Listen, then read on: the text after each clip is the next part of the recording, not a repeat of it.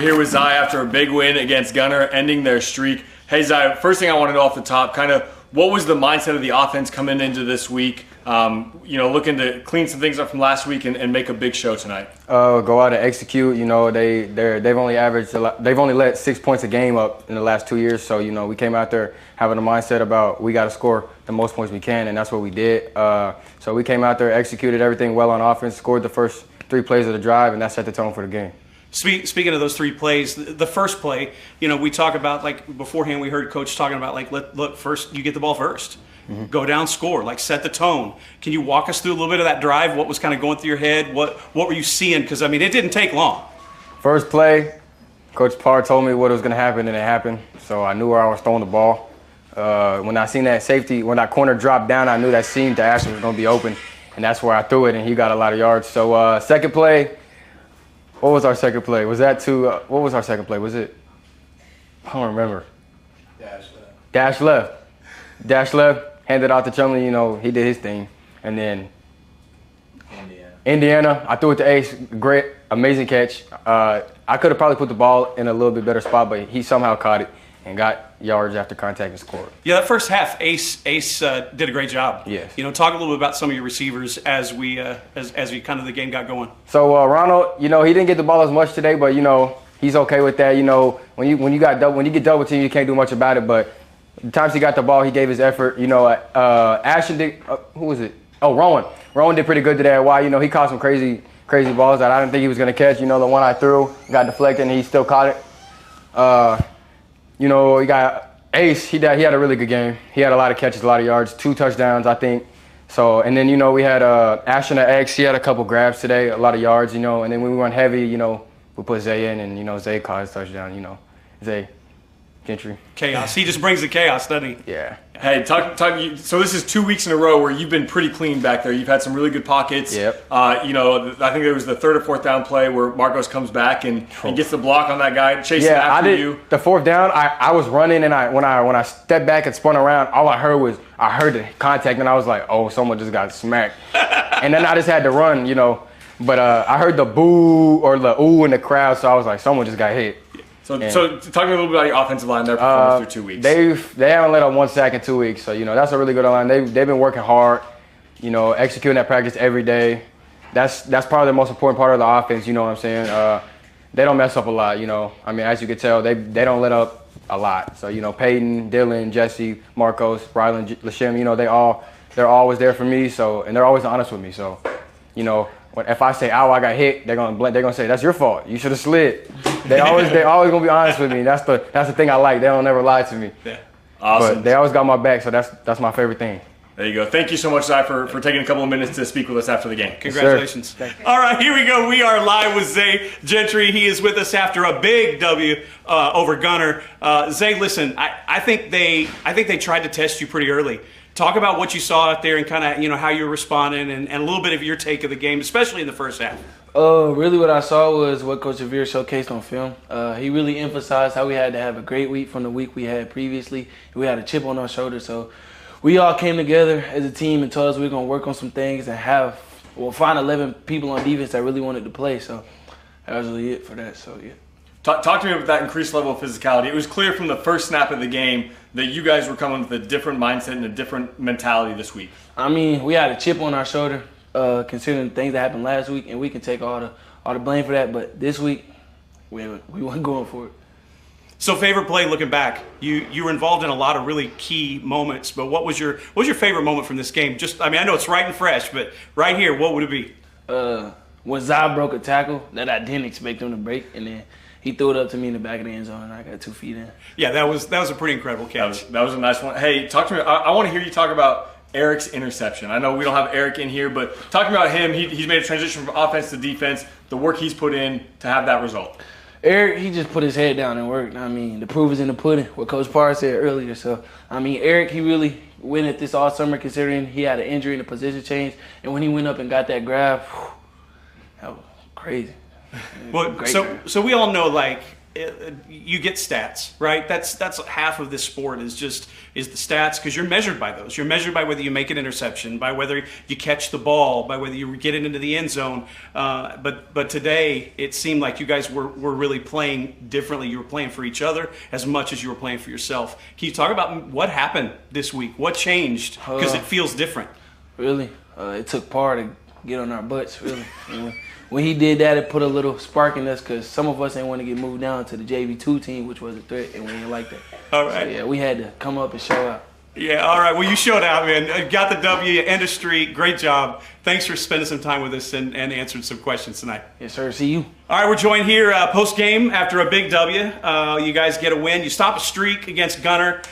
They seem to be well-classed. I mean, they came in ready to fight, but they looked like competitors who understood what was at stake, but they handled themselves well. What was your interactions tonight, just to start with that team? Well, give Gunter and Coach all the credit in the world for stepping up competition and going and challenging themselves. That's something that they didn't have to do to keep the streak going, but they did, and we ended up being able to compete and do the things that we need to do in order to win. Well, and speaking of win, you got the first one. How does that feel? What's going through your mind tonight? Well, number one, going into an off week, even though it's kind of weird, a loss would have been very bad. Had to wait for 2 weeks. So the loss last week was devastating. Don't like it. Didn't sleep very well. Nothing tasted really good. Wife said my attitude was bad. I think it was because I didn't sleep and just tired, just miserable. And, that was one of the worst ones. I've lost 69 games, I believe, but I think we had that one won, and throwing it away. I don't know why that one was so bad, other than probably the way we lost, because I don't ever want to lose a game where somebody out this more physical than we are. We didn't give it or I didn't think we were as physical as we should have been. And I can handle a lot of things, but not that. And so that one kind of weighed on me for a while. And then I had to go to the JV game yesterday. And, we got a lot of work to do down there, but they're good kids. And we know we move people up, but we kind of took it on the chin and didn't get to sleep last night with that one either. It just weighed on me. And so getting this one was really, really good. Well, talk to us about the response of your team tonight. They clearly answered the bell about the physicality. Defense, a lot of times we saw 9, 10, 11 people at the ball as the play was being finished. Talk to me about that. Yeah, we're getting better. We're not a finished product, and hopefully we get some people healthy here in the near future, and we can put people in positions. Like I like Zay at a safety because he can get involved in tackles, but you see how good of a corner he is as well. And but we're getting better. We're not there. We got a lot of work to do, but you got to take one step first. And they took a step. They took coaching. We can't. We're not going to be last year's defense, but we got to create a mentality because these kids are going to be here for 2 years, most of them. So we're playing real young. So I don't need them to be last year's defense, but I do need them to be a good defense. So some good markers this week compared to last week. Turnovers was markedly better, right? And last week we had 3. This week it seemed like the offense really did everything they could to protect that ball. Talk to me about some of these changes you saw and kind of what led you to this win. Well, last week the two of those turnovers were flukes. One is Zay is not an offensive player, so he doesn't get all the signals. So we have him a very limited route. And then so Zay switched a signal to him. He doesn't know how to signal it back. So when they do that, he didn't get the signal, and then we threw what he signaled. So that was just a fluke deal. Got that fixed. The second one was, Chumley goes out, and we have a fire and flame. It's supposed to be Zai running the football, and we knock it out of the hands of him. And that's just something that Bo comes in, doesn't, he's his first time in, so, it's going to happen.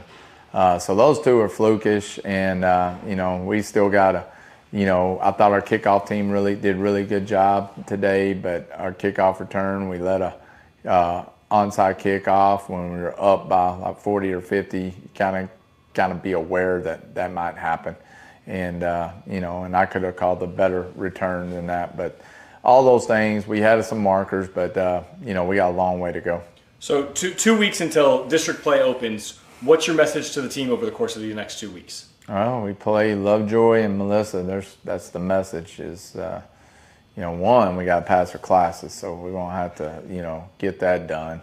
And then two, we just got to keep on getting better. You're playing two of the heavyweights, of the district back to back. So, if we want to be considered in that, that's what we have to do. Well, you challenged the community to show up. And I think they did that. Yeah, that was awesome. Yeah, the environment seemed pretty great. Yeah. Talking sideline to some reporters that were here from some of the various places, were like, this place is crazy. Yes, that's what the reporter's saying. Like, we love coming in, and because of the atmosphere, because what everybody's doing, the tailgates. It's what I've been talking about is we're not a neighborhood, we're a community. We are all Coyotes, and that's special because as soon as that goes away, then only people that are in the stands usually are the parents. So you can have all these big stadiums, but if there's nobody there, it doesn't feel right. So right now, this is the golden age of the Anna community, and we got to keep it here as long as we can. Well, Coach, I know that this Coyote team is the envy of a lot of young kids, a lot of families in our community. I think you guys have done a great job. The win tonight was inspirational, and we are grateful that you would spend some time with us. Go celebrate with your team. Enjoy the rest of this night. Thank you, and go Coyotes, and see you.